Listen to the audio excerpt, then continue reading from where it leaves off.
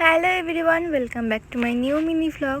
So কেমন আছো তোমরা? আই হোপ তোমরা ভীষণ ভালো আছো, আমিও ভীষণ ভালো আছি। তো অনেক দিন বাদে ফাইনালি আরও একটি মিনি ভ্লগ নিয়ে তোমাদের সাথে শেয়ার করতে চলে এলাম। আর এটা হচ্ছে 5th September teachers day special vlog, যেটা এডিট করবো বলে আর ল্যাদ খাওয়ার জন্য ভিডিওটা এডিট করা হচ্ছিল না আর পোস্টও করা হচ্ছিল না। তো ফাইনালি আজকে এডিট করতে বসে পড়েছি।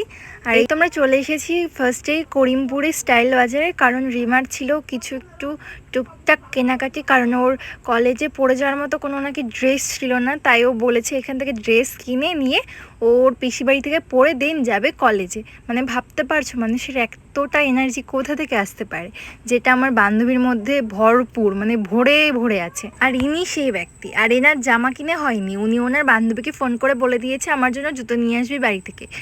আর ও নিয়ে এসছে, আর ওকে কলেজে এসে দিয়েও দিয়েছে, আর ও সেটা পড়েও নিচ্ছে।